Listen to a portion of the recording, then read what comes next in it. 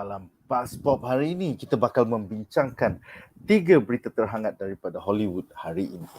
Para panelis kita hari ini terdiri daripada saya, Nadzru Iskandar daripada BuzzPOP TV, Kaki review kita, Feris, Wolfman, Yunos. What's up Feris? Marbel. Baron Hakonen. Okay, seterusnya.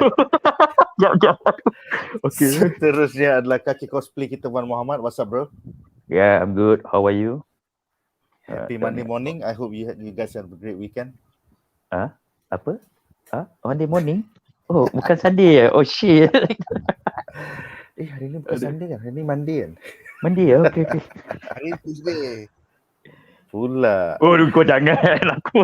Okay guys, so dengan permulaan bulan baru ini, bulan November, jom kita mulakan reaksi satu ayat pula. Berita pertama kita hari ini. Jom.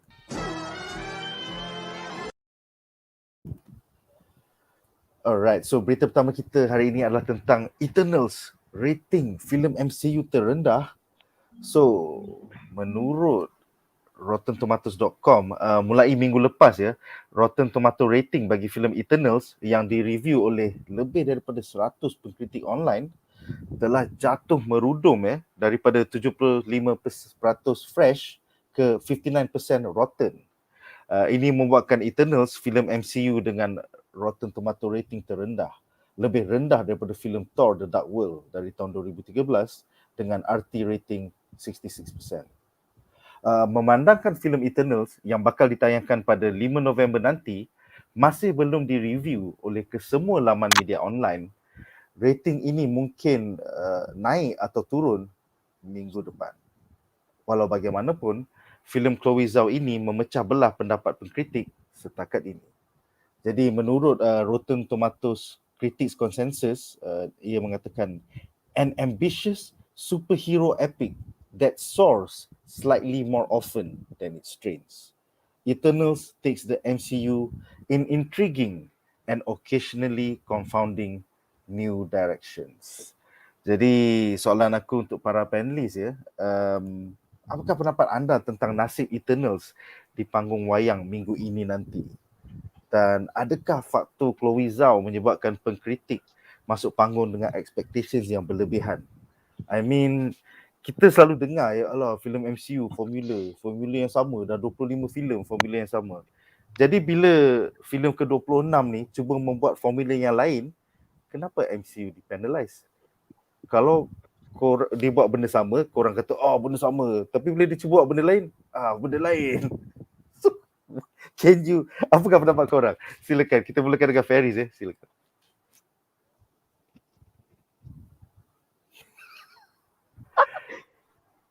Berhak kena ni, nanti dia pegang dia punya kepala kan. Lepas tu dia bagi satu ayat je. Dia bagi satu ayat je. Pagi-pagi dah tong dah ni. Bro. Itu hari aksi dia. Tak nak tengok. Malu. Tak nak tengok itu. Betul tak? Okay, silakan. My prediction is Eternals will be what the Eternals to the MCU will be what The Last Jedi is to Star Wars. Oh my god. Macam BVS ya, macam BVS kepada DCU ya. Wow. So aku akan jadi macam tu lah. And aku booking aku trademark aku punya line tu. Aku rasa aku jadi macam tu. Kalau bila aku tengok, then that will be my trademark punya line lah. Anyway, tapi The Last Jedi, I remember Rotten Tomatoes was 90% now. Tapi audience score rendah. So I think Eternals will be terbalik lah. The Rotten score will be rendah, but the audience score will be tinggi. Okay. I think you're right lah. It's unfair to get penalized lah. Bila Marvel nak cuba lari dari formula, but you have to respect what they're trying to do because you have to take risks. You can't be consistent in doing the same thing. So I think it will fail at the box office because now Rotten Tomatoes seems to be something that everybody depends on. Even me, even my brother, even yang bukan kaki filem pun, bila diorang Google, okay, aku nak cari lah what other people think yang first keluar is Rotten Tomato. So a lot of people are dependent on these numbers. Even the Kaki Filem dan bukan Kaki Filem also will depend on it. So yes, many people will probably wait for Disney Plus or Blu-ray. Then again, I think the audience might just like it lah. And the best promotion that they can do is word of mouth lah. Pergi tengok Eternals. That's all they can hope for. Okay. Okay. One, there's something wrong dengan kau punya. Jangan gerak banyak sangat, Feris. Dia ada reverb. Okay, Wan. Silakan Wan. Pendapat kau tentang situasi ataupun krisis yang dihadapi MCU ini. Silakan. Bagi pendapat mic. Tak, Feris. Bising, Feris. I'm gonna mute you, man. Okay, silakan Wan. Okay, bagi pendapat aku, first of all lah, even though aku setuju dengan Feris yang bahawasanya semua Kaki Filem ataupun bukan Kaki Filem, diorang akan tengok Rotten Tomato juga in order to gauge what kind of other people critic or expectation before they go into a movie. Even aku pun, walaupun aku tak akan judge satu movie itu berdasarkan kritik, but I will still go to Rotten Tomato or IMDb just to know what others are thinking first. Tapi kat sini ada satu benda yang agak dilema ya, sebab walaupun kita, termasuk dia aku sini bercakap, aku akan judge the movie bila aku tengok, tapi bila dalam zaman sekarang ni, bila wayang ada banyak studio keluarkan movie and you need to choose, that is where the critic matters tau. Daripada tengok ni 90%, yang ni 56. Takkan aku nak bazirkan 3 jam aku tengok cerita yang orang kata suck daripada tengok 90% Dune yang orang kata best. Oh, that is very hectic man. Dalam 24 jam, kau ada 3 jam. Kau ada kerja lagi apa lagi, family time lagi, kau nak play Dune ke kau nak play Eternal. That is where the critic play a heavy role. Sebab mungkin kau nak tengok, tapi kalau keluarga kau pula cakap, abang, ni 99% bang, tengok Dune lah. Dah jadi satu masalah pula. Okay, tapi I still by aku punya ni lah. Aku punya perspektif yang aku kena tengok juga untuk experience apa yang sebenarnya kritik ni cakap betul ke. Aku ada tengok tadi apa yang Jeremy Jahn cakap. Jeremy Jahn one of the popular kritik kat Hollywood kan. And dia so ada YouTube. YouTube. Dia cakap agak berlapik. Dia kata benda tu nak menjadi seakan-akan MCU, tapi tiba-tiba tak capai. Macam korang nak climate dalam MCU macam ni, jadi tak dapat. But dia kata ada satu message yang dia sampai dalam Eternals lah. Dia tak cakap movie tu too long, too slow. Cuma dia kata try to be something different but afraid to go to that direction. Which is apa yang dalam kritik ni cakap, apa yang sama juga. And bagi pendapat aku mungkin setuju dengan Feris bahawasanya mungkin benda ni akan jadi the last Jedi of MCU. Just aku punya rasa pendapat lah yang pasal penalize Kevin Feige sebab dia cuba sesuatu yang baru tu bagi aku cari something new. I think yes, kita pun tak letak bias jugalah sebab bagi aku, even though you are trying something new or you try your best to do something different or you want to try something yang berbeza, tapi kalau orang tetap tak suka, then we need to accept the truth lah. I mean kalau kita cakap berlapik macam mana pun, ini maksudnya kita tutup daripada the truth yang orang nak cakap lah.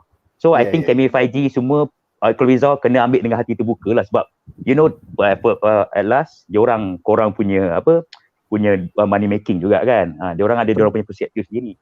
But bear in mind, this is only the critic punya score and audience punya score mungkin lain. Kena tengok kat situ juga. Cuma ada satu bias yang aku tengok jugalah, macam Hadi ada share satu video TikTok yang di mana perempuan tu mengatakan bahawasanya kritik tak suka Eternal. Lepas tu dia tunjuk 3 movie, Princess Diary 1, Princess Diary 2 and then I don't know what the third movie is, I forgot. The Princess Diary kritik bagi 50% lebih tapi audience bagi 68%. And the rest, Princess Diary 2 is 26% kritik and 53% for the audience score. And then the third movie pun sama tapi kritik bagi 12 and audience bagi 50%. Bagi pendapat aku, I mean the girl using that kind of reference in order to say that the movie kritik ni macam benda yang best pun kau cakap sucks kan. Tapi dia lupa Princess Diary 2 dengan the last movie tu, audience pun tak suka sangat sebenarnya, 50% saja. So bagi berapa aku, it's still not a good movie. Kalau aku tengok pun kata dua-dua macam ni aku tak akan tengok lah. So maybe kritik, dia be too critical when they are when they analysing something and they go to the extreme. Kalau benda ni bagus, jangan tolak bagus-bagus. Macam Last Jedi lah. Diorang tak ada Star Wars ni. Bagus lah, cinematic semua. Bagi. Tapi audience, tak ada Star Wars. Bullshit, bye-bye. Kalau macam yang benda lain agak, mungkin audience kata, aku enjoy lah, aku tengok series apa tu. Pelakon Catwoman tu berlakon kan. Best lah, tengok dia pun tak apalah. Tapi kritik lain kata, aku tak tengok pelakon, aku tengok cara jalan cerita presiden dari tu. Alah macam ni je. Benda sama kau cycle-cycle. 26% lah. So bagi aku, still kena tengok audience jugalah. And I afraid jugalah. Sebab kalau betul-betul aku tak suka Eternal ni, and bagi aku dia jatuh pada bawah dari Captain Marvel, then I'm gonna shit on it lah. Sebab bagi pendapat aku, even Eternal pada mula-mula dia tayangkan, aku terus letak expectation tinggi sebab Marvel dah ada track record yang bagus, and Kevin Feige kita percaya, dia pilih director mana-mana pun akan jadi emas. Sekarang ni aku tak tahu lah, mungkin Kevin Feige kan, dia patut cakap buat capek lah.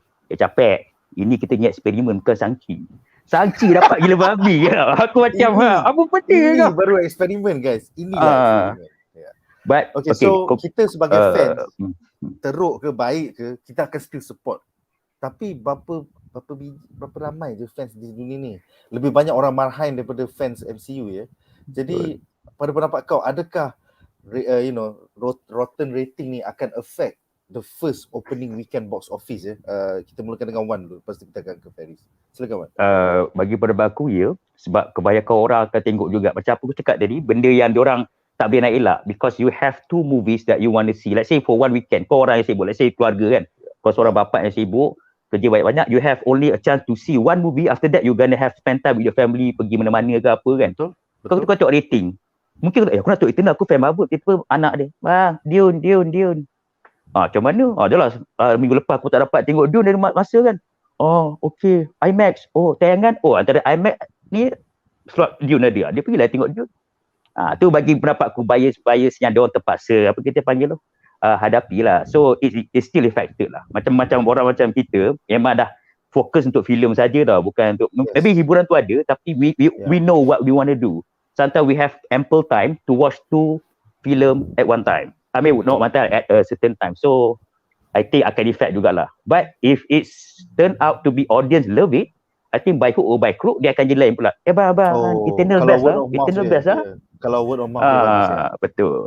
So, kita tengok macam mana. Ke Feris kejap sebelum Wan Muhammad boleh sambung. Feris, silakan. What's the question again? Sorry. Do you think this rotten rating will affect Eternal's opening weekend? Definitely. Yes.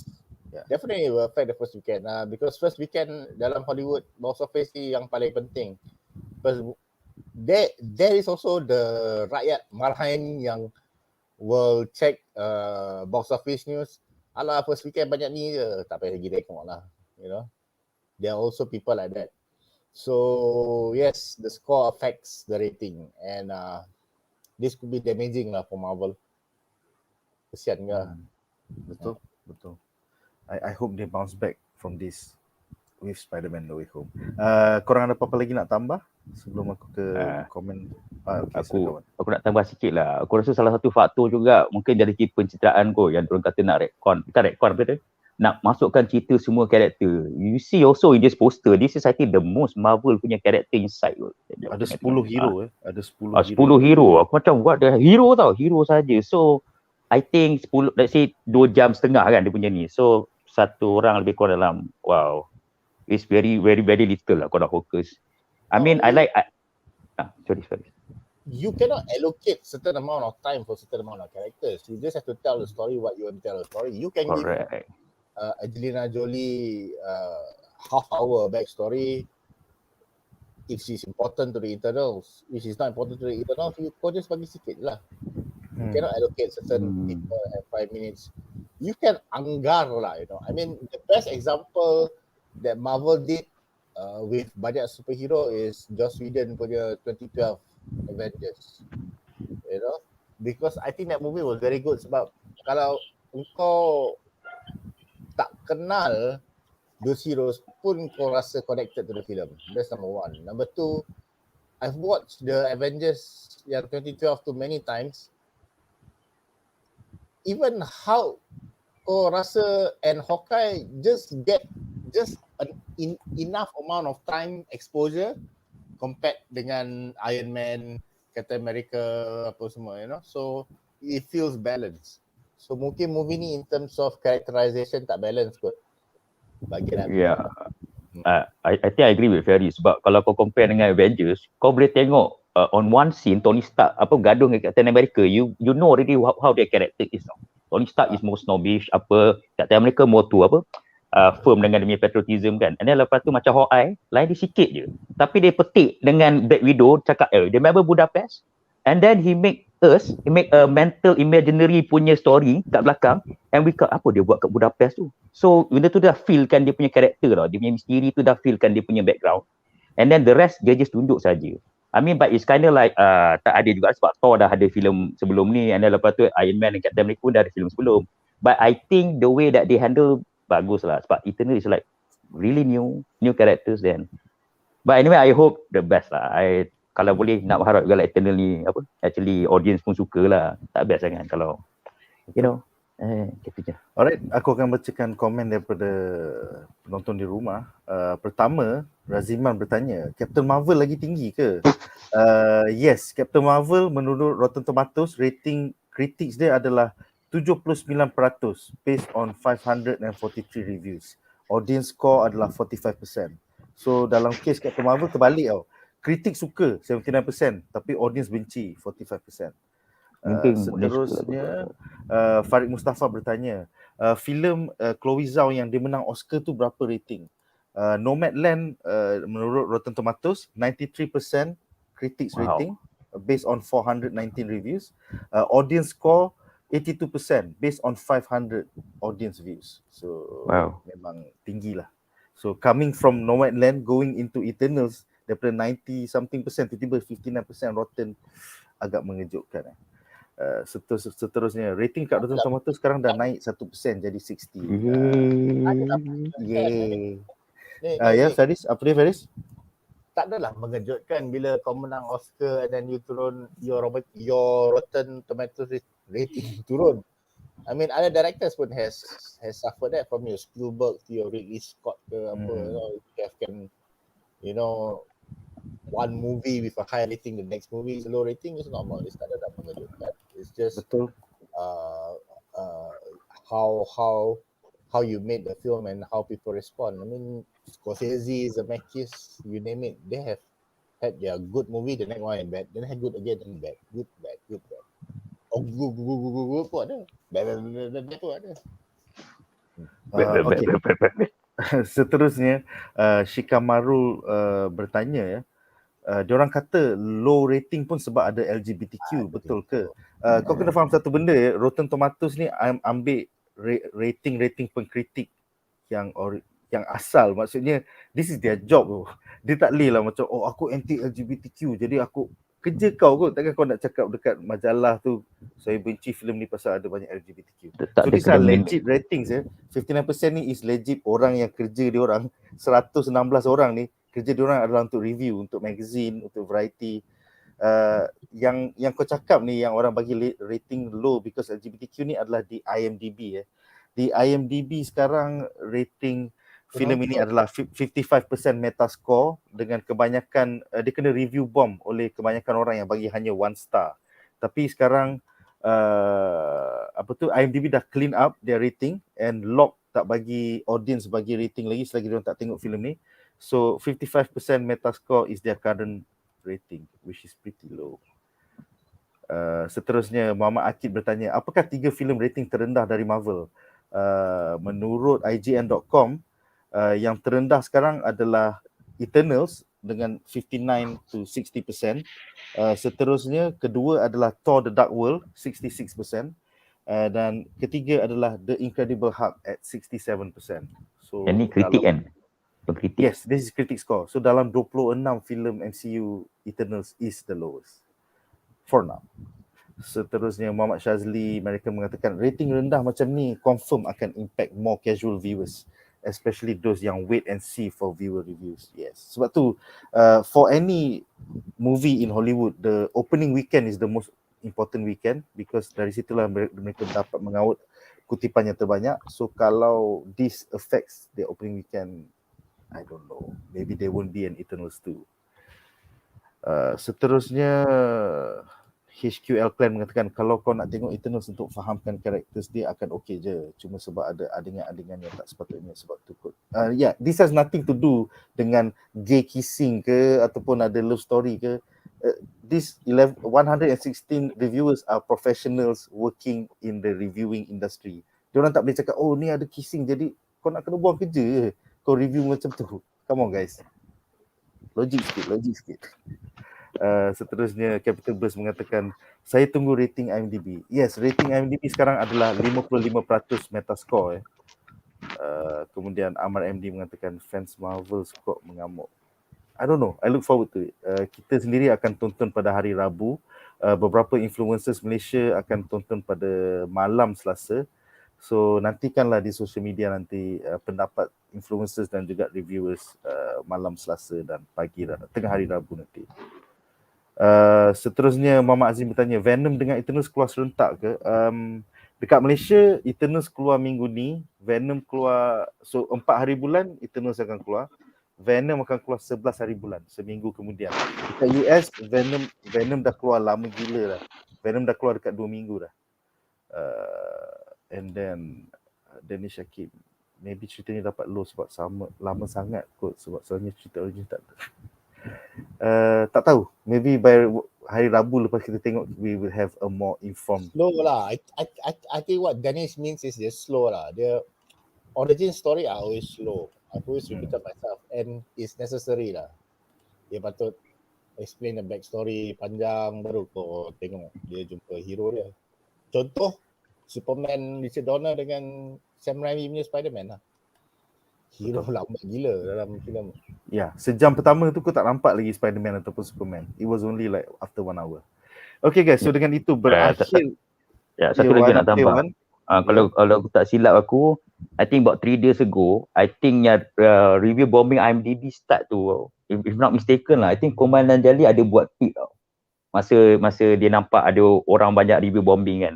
Lepas tu dia cakap, it means that we upsetting the right punya kategori lah. Tapi lepas tu tweet tu kena delete tau. Dia delete. Ni dah macam ni dah macam Kiss Last Jedi ni, di mana Ryan Johnson, Pablo Hidalgo dan Kathleen Kennedy mengejek fans. Like, bagi pendapat aku kan, I think dia silap ni lah, sebab dia anggap dia rasa orang yang bagi review rendah tu semuanya orang yang macam bagi 1 star tu. Tapi masalahnya orang yang betul-betul genuine bagi review, dan lepas tu bila dia nampak komandan dia cakap macam tu, aku macam kenapa aku buat macam ni kan. Dan tapi nasib baik ada delete balik lah, sebab aku rasa banyak repercussion kena balik kat diorang tu, dan mungkin dia akan effect kepada audience biasa boleh tengok kenapa macam ni macam lah Jedi punya ni, dan susah lah, PR tak bagus lah. Dia nak biar je. Kalau benda tu sucks, terima je lah benda tu sucks. It's as simple as that. Sebab lagi satu, audience tak tengok lagi. Let lu. Aku harap yelah masalah ni tak berlarutan lah. At the end of the day, aku percaya apa yang Muhammad Hazim cakap, layan dulu filem baru review based on diri sendiri. Yes, itu adalah cara yang terbagus. Okay guys, so dengan itu berakhirlah berita ini dan kita akan ke berita terhangat kita yang kedua. So berita kita seterusnya adalah tentang The Wolfman Reboot yang bakal mengetengahkan Ryan Gosling ya. Jadi menurut variety.com, Blumhouse dan Universal Studios bakal bekerjasama dengan pengarah Derek Cianfrance yang popular 2-3 tahun lepas dengan Oscar nominated filmnya Blue Valentine, dan pelakon Ryan Gosling untuk merebootkan filem The Wolfman.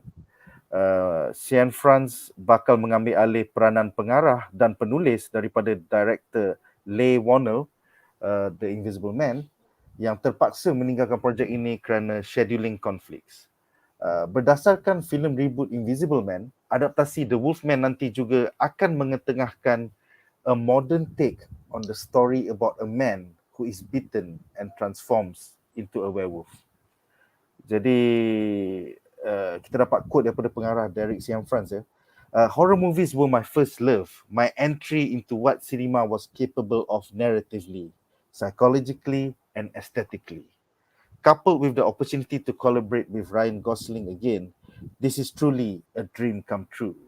I'm thrilled and inspired to work with the good folks at Blumhouse and Universal to bring this monster back to life in our collective unconscious.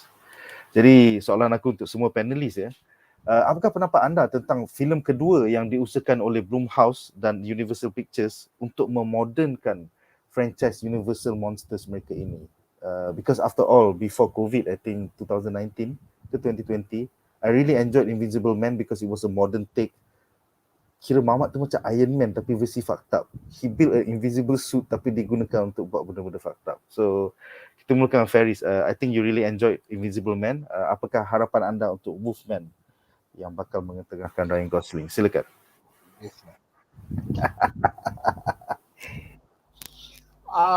Tak payahlah. Wah, tak payahlah.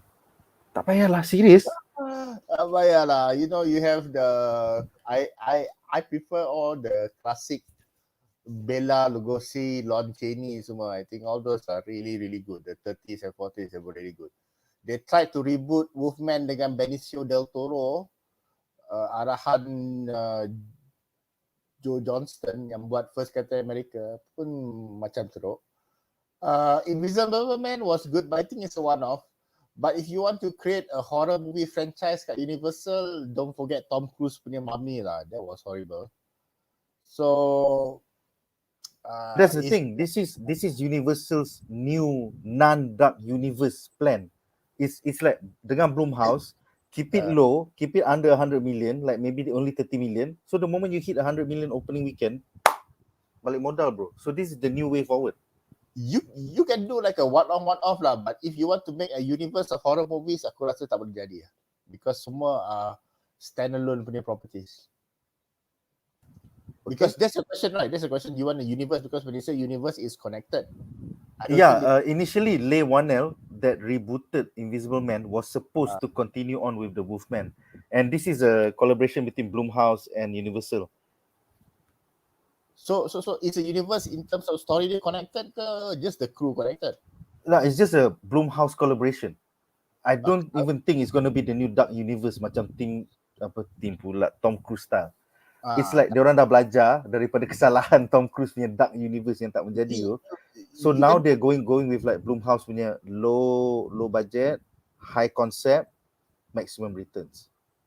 You can do one off lah. I mean, Blumhouse is normal lah. You do low budget and then you get maximum profits. Yeah lah, it's good sebab I think people has forgotten the Benicio del Toro punya Wolfman. So I think it's okay. Yes. Diorang dah belajar dari kesalahan buat filem-filem 150 juta ni. Yelah, yang versi Benicio del Toro, versi Tom Cruise tak dapat balik pulangan. So now they're going with a new concept. Have you seen Invisible Man by Leigh Whannell 2 years ago? I saw HBO lah, but bits. Yeah. Oh, pelik. Kenapa aku tak ajak kau By the way, Wan, kau pergi premiere kan? So silakan Wan, pendapat kau tentang cara baru Blumhouse ni. Bagi pendapat aku, first of all baru aku tahu sebenarnya diorang tak nak buat bajet besar-besar sebab aku boleh tengok berita macam ni aku mungkin dia nak buat bajet besar-besar. Dan tadi aku tengok John Tempia punya take on this part. Aku tengok ada dua version. Satu version masa dia orang baru announce 2 tahun lepas dan version yang terbaru yang boleh kata baru nak announce yang tukar director ni. I mean benda ni dah lama tak ada. 1 tahun lepas yang Ryan Gosling pitching actually benda ni ke Universal nak buat Wolfman. I think lepas dia tengok Invisible Man tu maybe dia ada idea lah nak pitching and as you say dia pitching nak director yang sama kan. Tapi lepas tu agak bersyukur juga sebab dia dapat director yang kena dengan Ryan Gosling tau, yang ada pengalaman iaitu director baru ni. Bagi pendapat aku, I think dengan pertukaran director tu kan, I have a feeling that this is going to be a standalone universe lah, macam apa John Campbell cakap juga. Maksudnya dia takkan campur-campur, kau tak pening kepala, kau buat je asing universe. And bagi aku ini take yang bagus sebab like you say, what happen when you want to think very big tapi kau tak ada efficient punya plan. Macam tak rasa bila Tom Cruise masuk, dia kacau semua benda. Bila macam tu, kau akan semua benda production mahal ke apa ke semua akan ke laut. Sebab kau kena ikut satu kepala yang ingat dia semua betul, yang tak boleh say no. But I think Ryan Gosling kan yang filem tu ada pengarah baru. First time scriptwriter Alex Kurtzman nak jadi director. So macam kau nak start franchise baru, lepas tu kau ambil a first time director, which used to be a writer. And then kau ada egocentric punya pelakon. yang aku nak cara aku. So hancur lah, hancur. Memang So Mami hancur. director tu nak lawan tak boleh. Lawan nanti dia kau bisik-bisik. Kau akan bisik kau oleh ni kau semua ni tak boleh jangan cakap. Habis kau tak ada cari makan lah. Habis tapi ni kau tahu Ryan Gosling dengan director tu mesti ada sinergi yang bagus kan. So aku rasa dia orang faham lah, dia orang takkan ego sama sendiri, dia orang takkan ni. So it gonna be a good standalone punya story lah. And actually I'm looking forward juga. Aku tak pernah tengok yang lama-lama punya cerita dah except for Nosferatu yang Dracula. But I'm looking forward to see how they do it lah in this part. And by the way aku tak tengok Benicio del Toro punya dah. Aku baru tahu bila kau cakap Benicio del Toro, The Collector jadi Wolfman. Lawak. Lawak. Agak buruk lah. Feris yang dah tonton, silakan Feris. Boleh lah. You have your kau boleh dia jenis movie yang kau boleh appreciate kecantikan makeup, kecantikan set, tapi kau tak boleh appreciate story. Itulah spoiler free review ku. Okay, so aku akan baca. Wan ada apa-apa sebelum aku bacakan komen? Yang Invisible Man tu macam Hollow Man ke cerita dia?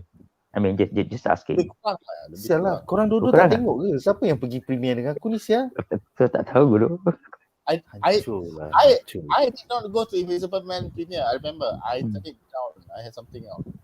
Oh my god. It was very very good by the way. It was done by Leigh Whannell. Leigh Whannell was satu daripada dua pengkarya di sebalik kejayaan Saw franchise. Satu lagi James Wan, member dia. So it was a reimagining of the Invisible Man punya mythology dalam tahun 2020 menggunakan teknologi. So it's way better than Hollow Man. Hollow Man tu takat dia nak jadi pro goal dia. So yeah, this was in a love relationship. It's a very bad relationship. It's a very toxic relationship from the point of view kalau boyfriend kau adalah Invisible Man. Tak gila. Sudahlah, kau punya antagonis tu adalah macam Bruce Wayne, kaya gila babi, pandai teknologi macam Tony Stark. Lepas tu awet kau lari daripada kau. So kau marah, kau jadi Invisible Man, and then kau jumpa memperkosa and bring her back kind of shit. So it's a mindfuck lah. It's truly a mindfuck. A nice way untuk reimagine it as a toxic relationship. I really love Invisible Man yang reboot baru-baru ni. Ya, Wan? Okay. So yang cerita Michael J. Fox yang musang Wolfman tu cerita apa? Itu cerita lama, itu Teen Wolf. Teen Wolf, okay. Macam versi komedi rom-com. Ya, basically kau kena faham, Universal Monsters ni adalah IP daripada Universal Studios sejak black and white film lagi, 1930s, 1940s. So it's a very old MCU that's been around for 80 years. So kalau kau ada MCU yang daripada 1940-an, kenapa kau tak nak reboot? Benda tu dah berjaya. So it's all about money guys. It's all business, okay? Aku nak Teen Wolf sama lah, lupa. Siap benda dari atas bas atau apa, cerita ni apa benda. Teen Wolf was a classic. Awak terlalu muda, Wan. Awak terlalu muda. Terlalu muda. Alright, so kita ada beberapa komen. Pertama, Amar bertanya, Dark Universe ni tentang apa ya? Dia macam Avengers ke? Jawapan dia adalah Dark Universe ni was a new cinematic universe yang mengumpul Universal Monsters from the 30s and the 40s untuk direbootkan in the same cinematic universe ala-ala MCU. Tapi ia hancur kerana filem Tom Cruise yang buruk itu didirect oleh a first time director iaitu Alex Kurtzman. Alex Kurtzman dengan Roberto Orci banyak menulis filem-filem bagi Universal dan Paramount. Kebanyakannya adalah Transformers dan Star Trek. So dia cakap, "Oh, aku dah 10-15 tahun tulis filem untuk kau, tulis blockbuster. Bagilah aku chance untuk direct." Lepas tu hancur. Macam mana guys? Okay, seterusnya Taza bertanya, kenapa Hollywood suka reboot movie lama dari buat movie baru with new fresh ideas? Adakah sebab PC culture or woke people yang kuat bising yang mereka stick to reboot movie supaya tak offended hati mereka? Tak, it's all about money bro. Bila kau dah ada franchise yang dah berjaya 40-80 tahun lepas, kenapa kau tak nak buat balik? Sebab tu kita selalu dapat Terminator, Predator, Aliens, Star Wars, Star Trek, Universal Monsters. Because dia dah ada proven track record, dia dah ada generational of fans. Uncle kita Feris, apakah pendapat anda tentang ini? Tak payah cakap reboot lah. Reboot, I think Nick has answered about the reboot. I mean, you always, contohnya kau adapt dari buku. Kalau dia tak pernah buat filem, you adapt pada buku. Busuk-busuk pun you have someone who has read the books to go and see the film. If you do a new property, you probably won't get people go and see. Aku bagi senario lah. Katakan Lord of the Rings. Lord of the Rings kau adapt dari buku. Bila kau buat filem, then busuk-busuk, kalau orang tak suka filem Lord of the Rings, orang yang dah baca buku akan pergi tengok filem.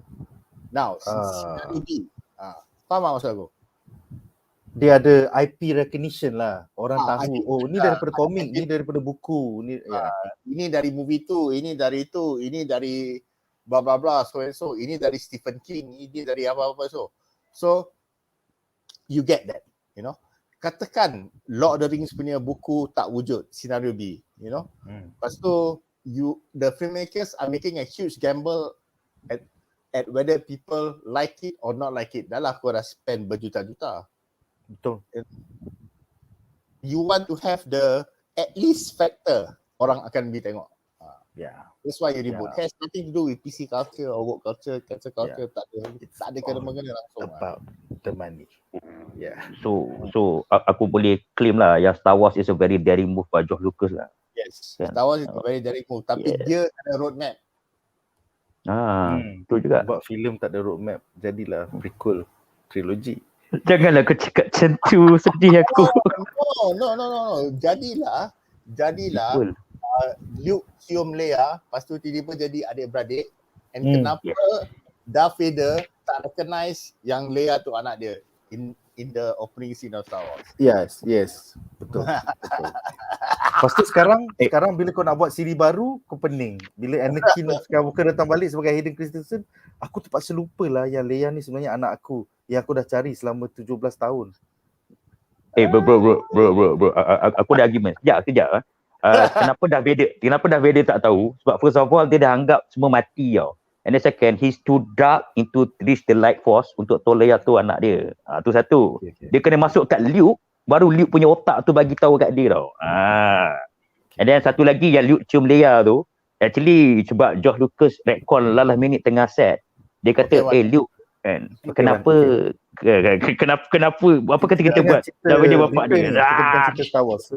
Okay, kita dia. Terima kasih. Lawan. Sorry, man. Okay guys, so dengan itu berakhirlah berita ini dan kita akan ke berita menarik kita yang ketiga.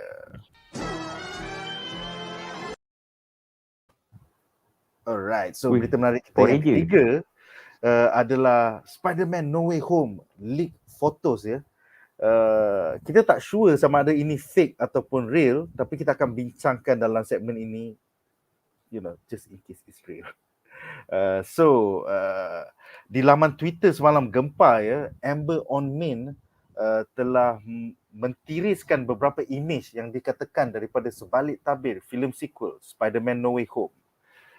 Dia ada keluar dekat 6 hingga 8 imej, kemudian dia mengatakan, I'm proud to exclusively present the first full look at Tobey Maguire's Spider-Man in Spider-Man No Way Home. Yes, this is official art. This is real. You're not dreaming. So aku dah mula macam ni, macam con orang je. Tapi kita tengok dulu image dia dan kita bincangkan apakah pendapat-pendapat panelis ya. So first one adalah dia tunjuk, ni fitting scene untuk Tobey Maguire punya suit, and then dia tunjuk 3 suit terus. Kau ada Tobey punya, kau ada Andrew punya, dan kau ada Tom Holland punya. Seterusnya dia menunjukkan konsep art dan juga this is what Green Goblin punya suit will look like in Spider-Man No Way Home. Dan terakhir sekali dia tunjukkan konsep art bagi Dr. Octopus, juga Tobey Maguire's Spidey suit, dan the first look at the black and gold Tom Holland suit. Jadi soalan aku untuk para panelis pada pendapat anda, adakah this No Way Home leaks ini sahih ataupun sekadar cloud chasing oleh seorang Twitterati yang tak cukup kasih sayang? Kita mulakan dengan Feris. Silakan Feris. I think it's legit lah sebab nampak it doesn't look like Photoshop number one. What's interesting to note is that the left picture is Tobey Maguire punya Spider-Man 1 suit. The second suit on the right is the Spider-Man 2 suit, I think. Yeah. Sebab I remember the interview with Sam Raimi yang dia cakap dia nak buat yang garis-garis tu. Can you show the picture again? Ya, boleh.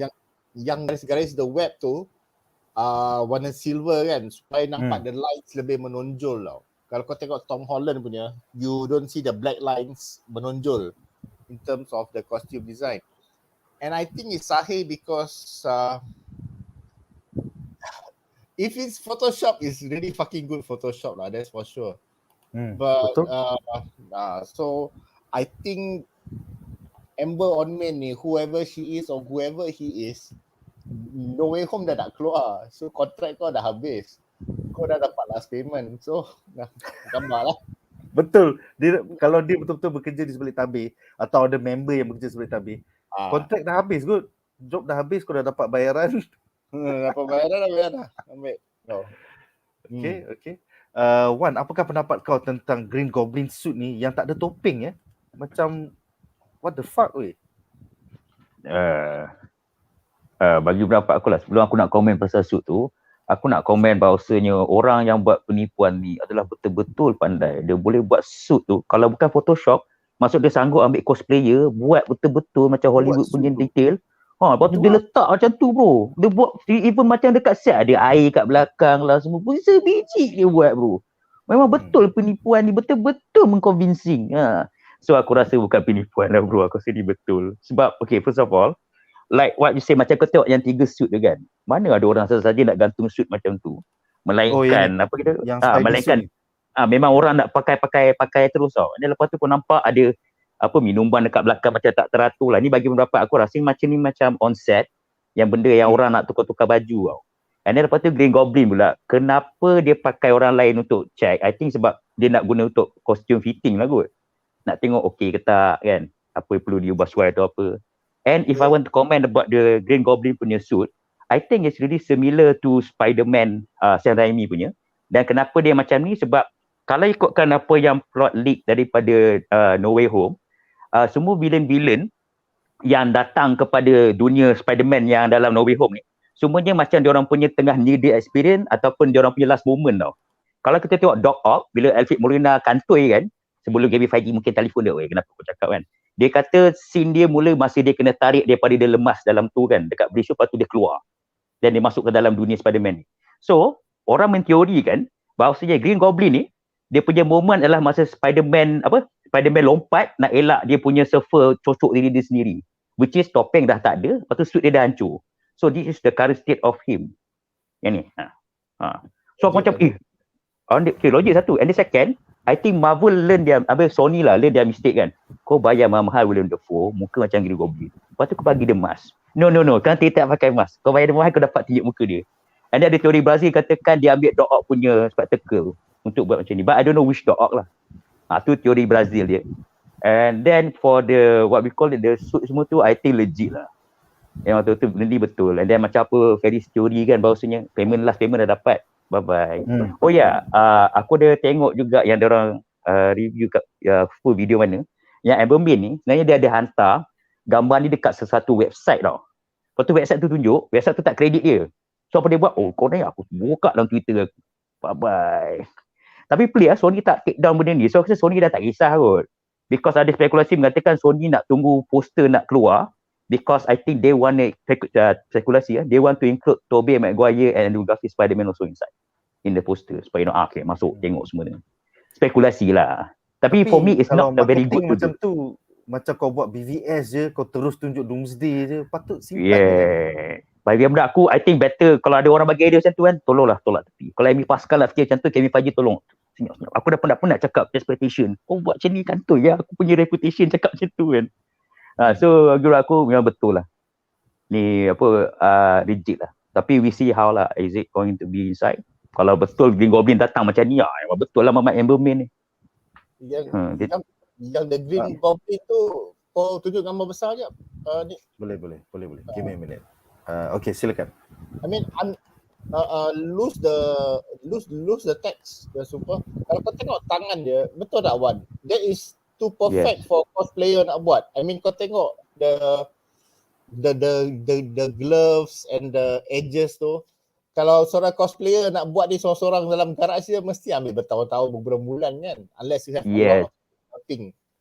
And then lepas tu machinery dia mesti advance gila, bukan 3D printer je ni. Because you can see benda ni macam dia jahit dengan mungkin Kevlar ke apa kot.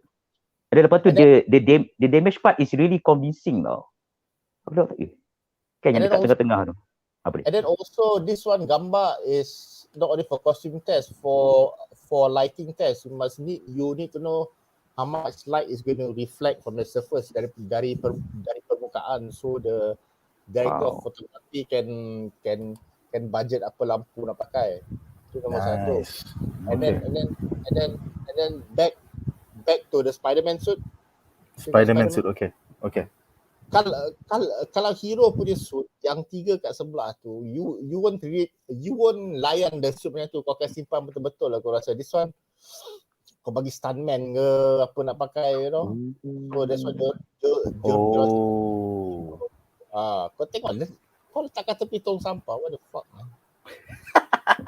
Betul juga kan. So ni kira macam stuntman nak pakai cepat ni. Lepas tu ambil chin. Kau nak cepat kau masuk dalam benda ni. And then sebab kalau the hero suit always gets the close up and it has to look nice because it looks big on screen. So kau akan jaga, kau takkan tergantung macam ni. Right. And then I think convincing juga yang Spider-Man yang belah kiri sekali punya gambar tu. I think sebab apa dia tak letak mata, sebab benda tu akan di CGI kan masuk tau. So memang betul nampak macam kostum punya ni lah. Macam dia orang tahu ni bukan untuk cosplay, ni memang untuk set. Untuk dia orang pakai dan lepas tu dia akan CGI kan mata tu. Which is not necessary for them to put real thing at the topeng lah. So maksudnya macam legit lah. Maksudnya memang macam legit lah. But it's legit lah. I promise it's legit. Okay. Feris, pada pendapat kau, from a marketing standpoint, should they reveal that Toby and Andrew is in the film? Ke macam case Doomsday kau tunjuk dalam BVS, nah kita ada Wonder Woman, kita ada Doomsday, trailer kita 3 minit, semua benda dalam filem ni kita dah tunjuk. Should they do the same thing? Okay. Kalau katakan Amy Pascal is control of Spider-Man now, and then dia tak ada Kevin Feige to help her, dia akan keluar muka Andrew dengan muka Toby, so that people will feel in the theaters. But I think Kevin Feige dia akan cakap no, just let the audience and then let people talk about it. So I don't think I would like to see, but I don't think they should. I would like to see their faces in the trailer. And if they release a trailer akan 2 minggu sebelum wayang, tunjuklah, you know, trailer, you show the title card. Lepas tu tengok ada muka Toby dengan muka Andrew. Habis. Kan you know how Marvel always does the Guardians. Pasal Guardians of the Galaxy pop, after the last tu ada satu joke. Lepas tu baru tahu. Oh yeah, the tag at the end lah. Usually it's a tag at the end. The tag at the end will be quite good lah. But you know, I think Kevin Feige has other problems to worry about, like Eternals punya. Ya, Eternals tengah merudung Wan, pada pendapat kau, patutkah trailer menonjolkan kepulangan Andrew dan Toby ataupun simpan peram supaya orang boleh tengok dalam sinema? Bagi aku, kau kena peram habis-habis. Bagi dalam sinema saja di mana kau hanya boleh tengok Toby dengan Andrew. And aku mungkin kurang setuju dengan apa yang Feris cakap, which is tunjuk Toby dengan Andrew macam tu kan. Bagi aku just imply yang Spider-Man, Tom Holland, buka topeng. Macam tu cukup lah. Itu dah cukup lah. Buat yang macam scene yang kat van tu dah tunjuk yang tuduh-tuduh kau Spider-Man, kau pun Spider-Man kan. Tapi tunjuk dia punya muka je. Terkejut tunjuk dua-dua macam ni. Cukup. Macam orang kata siapa tu? Dia bercakap lagi. And then bagi pendapat aku setuju apa Feris cakap. Dia kata word of mouth.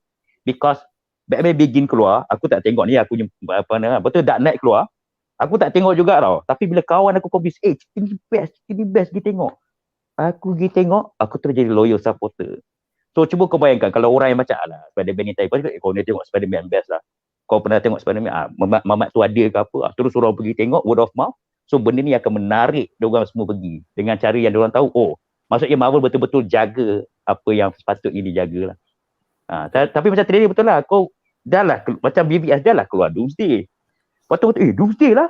Lepas tu kau pergi explain pula luar daripada topik. Oh, dosa ni sebenarnya jenis Zod punya badan. Kau cakap, Alah, hampir tu, betul lah. hampir. Hampir tu. No, because you know the comics Doomsday is gonna kill Superman. When it's not ada trailer, you know it's gonna win before you watch the movie. So kita Betul. tahulah Superman akan mati. Eh. Okay guys, so aku akan bacakan komen dari penonton di rumah. Munif Malik menulis karangan daripada Facebook. Tolonglah jangan reveal Toby and Andrew for me. Macam Kong versus Godzilla hari tu. Tak pasal-pasal pergi letak Mecha Godzilla dalam final trailer. Ish. There is no more mystery and surprise in movies these days. I can safely say a big part of why we look back at older movies fondly is because the lack of overexposure. The magic happens in the moment, not spoiled beforehand. Aku setuju dengan pendapat. Keluar Funko Pop. Ada there's one director yang filem-filem dia, trailer dia semua akan tease lain tapi filem akan keluar surprise lah. There's one director yang pandai buat ni. Kalau korang pandai teka, siapa? Christopher Nolan. Oh, JJ Abrams. babi lah tu, tak payah cerita lah. Keluar tu. Yes, pasal dia sorok suddenly Palpatine has appeared. Like I said lah, kau tengok Force Awakens punya first trailer. You know? Yeah, man. Not only the Jedi, apa dia Finn keluar tu, dia cakap Jedi. There's one dialogue tengah-tengah trailer tu, Poe Dameron sentuh dahu apa dia? The shoulder of Finn, lepas tu kau dengar perkataan Jedi the audio. Lepas tu kau ingat dia Jedi kan? Yes. Dia pandai tipu lah. Dia pandai that's the English word. Misdirection. He does that with Super 8. Super 8 was totally mystery. Bila tengok filem tu, not bad lah. Dia pandai sangat. Itulah. Oh, okay, komen terakhir. Wan, silakan Wan. Bagi satu lagi rasa Danny Villeneuve kot. Sebelum aku tengok Dune punya trailer, bila aku tengok betul-betul dia punya trailer kan, aku ingat dia orang seksa Fremen tau. Masa Chani dia cakap dia orang bunuh Fremen apa, tunjuk Fremen kena bunuh, kena bakar, kena pancung. Rupa-rupanya Atreides yang dia bakar. Macam, bodoh. Aku betul-betul lah kan, dalam trailer ke tak, trailer Dune. Chani dia cakap. Penyiksaan tu oleh Harkonnen, bukan oleh Atreides. No, I mean like, bergambar yang kena bakar dengan pancung tu, actually dia pancung Atreides, bukan Fremen. But it's implied apa, ni Fremen kena ni. Tengok dalam movie, ini Atreides dia bakar. Aku tahu jahat. Dua-dua jahat. Alright guys, so aku rasa dengan itu berakhirlah 3 berita menarik kita hari ini. Oh, by the way, kita ada soalan daripada Raziman. Leak tu fake ke Andrew Garfield tu? Aku tak tahu bro. Aku tak tahu. There's so many, this film has so many leaks and so many speculations yang aku tak tahu benda tu CG ke, bukan CG ke, Photoshop ke, kita tak tahu. Yang leak Andrew Garfield tu tak semestinya in the film. But to me, in my own experience of him in a blue screen tu, it looks real, but tak semestinya in the film. Simply because there's a shot of, kalau kau tengok the video, there's a shot of a tangan off screen yang looks very much like a Spider-Man suit yang Nick tunjuk tu. Wow. So if you want to do the fake one, why would you add a small one? You have to be really, really smart lah. Itulah. Okay guys, so terima kasih kerana menonton. Terima kasih juga kepada para panelis kita hari ini. Wan Muhammad daripada Ali Wan Toy Shop, Feris, Othman, Yunos, Kaki review kita. Join us untuk hari Rabu dan hari Jumaat nanti lunchtime di mana kita bakal membincangkan. Hari Rabu kita akan pergi tengok Eternals. So join us hari Jumaat nanti di mana kita akan membincangkan 3 lagi berita terhangat daripada Hollywood. Hari esok kita akan review Foundation episod 7. And then hari Rabu kita akan release kita punya Eternals review. Non-spoiler, tapi pendapat kita selepas menonton press screening pagi tu. Dan hari Khamis kita akan cover season finale bagi STARGIRL. Jadi itu saja untuk hari ini. Majulah fandom untuk negara. Thank you guys.